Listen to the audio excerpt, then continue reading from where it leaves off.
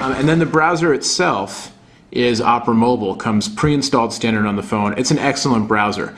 One thing about Opera Mobile I'll mention is it's based on WebKit, which is the same thing that Apple's Mobile Safari interface is based on, and I believe the Nokia S60 browsers are also based on it. And they're great browsers, but the one thing is that they have to load the entire page before they start displaying. So if we go to the PhoneDog site, and I'll show you what I mean. I do kind of wish they had a .com link right here, although I think maybe in the other interface, in the Compact QWERTY. Yeah, they have a .com button in the Compact QWERTY. So we'll go back to that. You can see the different input settings. You can do T9, Compact QWERTY, which is the SureType style 20-button full QWERTY, or you can write handwriting recognition as well. But we'll go to the PhoneDog site, and I'll show you. The EBDU speeds are fast, but see what happens is it's loading the data now, but it won't show you any elements of the page until the whole thing is loaded, and then it all comes up at once. So it might feel like, oh, why is this going so slow? It's not really. It's just that when you have a more complex page, see, there you go. Now the whole layout of the page is done, and now it can start showing you as it fills in the images. So it's a little different than non-WebKit browsers, which render the page kind of more progressively. Anyway, here you can see this is the PhoneDog homepage, and this is full VGA resolution, 640 by 480. So it loads up, and now you've got the full web page, which is nice. You can't actually, read the stuff because it's so small. But if you double tap, the zooming is great. It's quick. It's smooth. You can drag around the page. It's very smooth. Works really well. So it's just a matter of, and then you can double tap to zoom back out. Hello, there we go.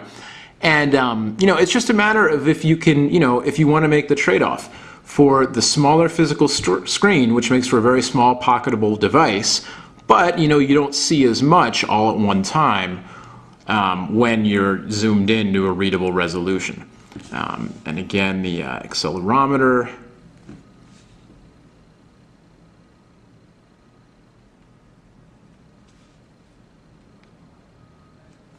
But beyond that, the browser works really well. Again, you've got your little menu there, so you can, do your bookmarks. You can have multiple tabs open at once, all that kind of stuff.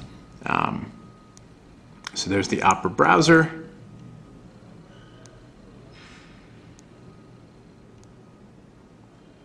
And then you've got your other little scroll bar menus and applications here. So messages. You can create your messages here, and here's where, for me, this is where I would normally be using a phone with my fingers, and the screen's responsive enough, but it's small enough that I need to use the stylus really to be able to type. You can see, it's a pretty small area, a pretty small area to type in terms of having a full QWERTY. So I find that the Compact QWERTY works really well. When you go to full QWERTY, a little bit cramped. When you go to phone keypad, the T9 style is big enough that probably, even somebody with giant, non-nimble thumbs like me would be able to do a decent job of texting, even though I know I text so slowly. And you can see the predictive text system works pretty well. Fox. Jumped. Oh, lumped. No, jumped. Oh, lump jumped. Whoops. Anyway, that was my mistake, not the phone's.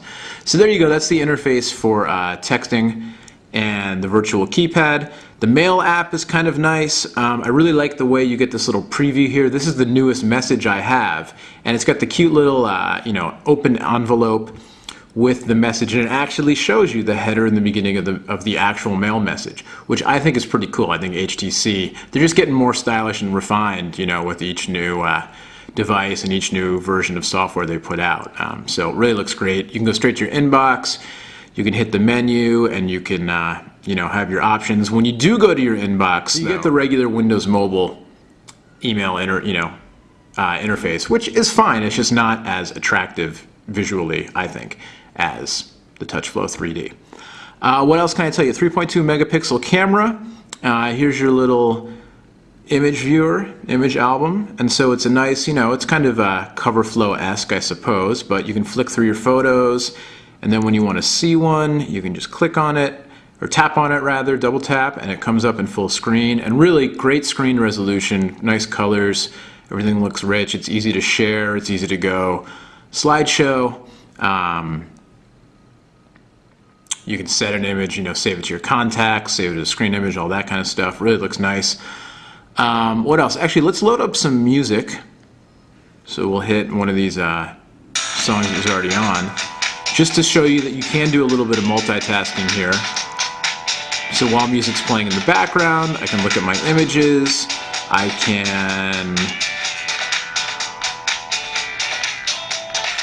So you can see here, while the music's still going in the background, I'm able to select a picture and then decide to send it using Sprint Picture Mail. So you can do some multitasking, which is nice. And then we're back.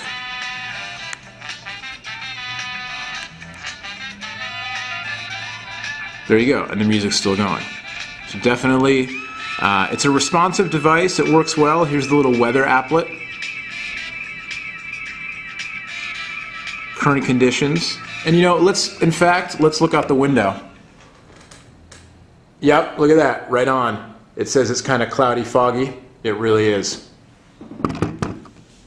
Good job with the weather there, guys. We can go to our 5-day forecast, and so on and so forth. You know, this is how the device works. When you're in the TouchFlow 3D, it's beautiful, it's easy to use, it's responsive. When you get out of TouchFlow 3D into the Windows Mobile, you know, kind of standard world of Windows Mobile, you know, it's the Windows Mobile interface, not quite as nice. Speaking of Windows Mobile, you know, the upside of having a Windows Mobile device is that there's all kinds of power, all kinds of connectivity, Exchange support, all that, all kinds of applications you can load in. So you can see the phone comes with Sprint navigation installed. There's also this quick GPS app. The GPS support, it works well. It's accurate, it's responsive. The phone gets hot when you're doing, right now it's fine, but when you're taxing the CPU, when you're doing the GPS stuff, if you do while the phone's charging, if you're using other programs that, you know, tax the CPU and the GPS or the Bluetooth or the EVDU, that kind of thing, the phone can get quite warm, definitely. So this is an application that I installed, the Windows Mobile application, which is pretty cool. It's called WM Wi-Fi Router. And we'll launch this up, and basically what this does, there are a few different programs that do this kind of thing. This is the one that I happened to download and try out.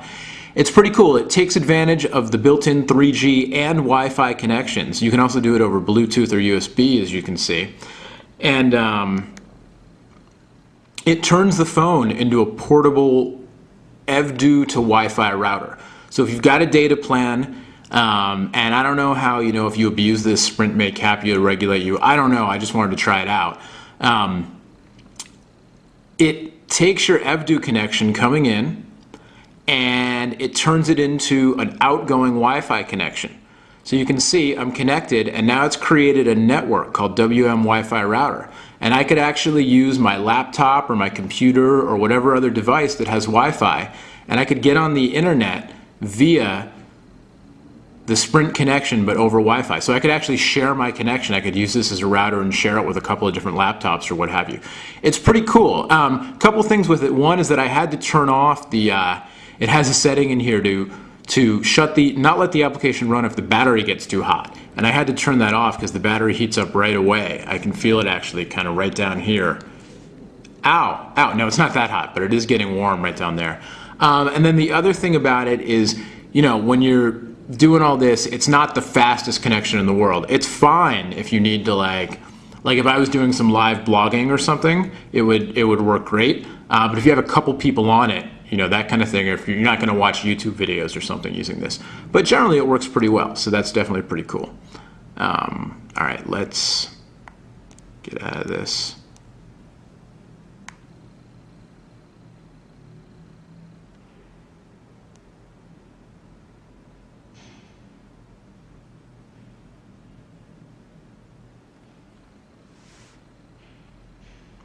So while this is shutting down and disconnecting, a couple more thoughts just to kind of show you the hardware of the phone itself.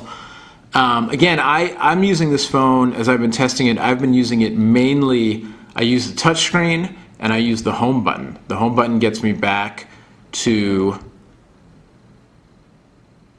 I think we're still disconnecting the data connection there. The home button gets you back to the main TouchFlow 3D screen, and from here you can flick through stuff. You can get your calendar, your call history, all that kind of thing. I wish they had done a TouchFlow calendar, kind of a more attractive calendar than the Windows Mobile, but that's all right. So mainly, I use the touchscreen and then use the home button, but you can also navigate using the D-pad, and I think this is a great device. I think it's got a couple of issues. Again, I had some reception issues, and I've read and heard some complaints about the battery life. My standards are, I guess, a little bit lower than some people. If I hammer on the phone and it makes it through the day and I have to charge it every night, I'm fine with that. If you take full advantage of all this phone's capabilities, media player, 3G, Bluetooth, Wi-Fi, all that stuff, you can run the phone down before the day's over. Or on regular heavy use, you're definitely going to be charging it every night. I don't think that's a problem. This one actually has a larger battery than the unlocked GSM version, so you get a little more juice out of it. But, just know that.